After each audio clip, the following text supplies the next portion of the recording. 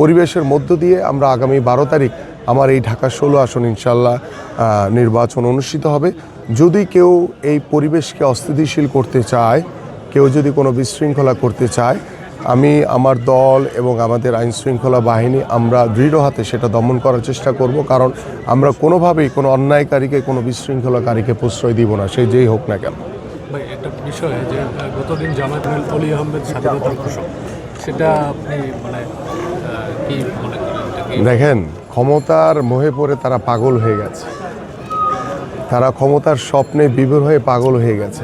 যেটা প্রুভেন বাংলাদেশের ইতিহাসে, যে আমাদের শহীদ রাষ্ট্রপতি জিয়াউর রহমান তিনি স্বাধীনতার ঘোষণা দিয়েছেন, হঠাৎ করে তিনি একটি রাজনৈতিক বিতর্ক তৈরি করার জন্য তিনি এই ধরনের মিথ্যাচার, অপপ্রচার, এটা আসলে একজন রাজনীতিবিদের কোনো শিষ্টাচারের ভিতরে পড়ে না।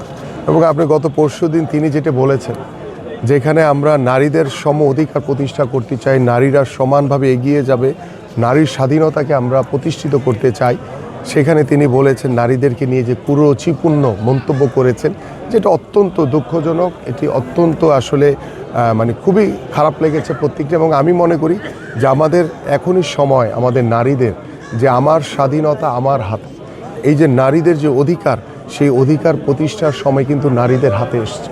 সো আমি বিশ্বাস করি যে আমরা প্রত্যেকেরই দায়িত্ব হচ্ছে যে আমরা আমাদের এই সমাজকে সম অধিকারে প্রতিষ্ঠা করা, সমানভাবে যাতে নারী পুরুষ সকলেই যাতে এই সমাজের কন্ট্রিবিউশনের মাধ্যমে আমরা যাতে আমাদের একটি সুন্দর বাংলাদেশ, একটি শান্তিপূর্ণ, একটি মানবিক বাংলাদেশ আমরা গড়ে তুলতে পারি।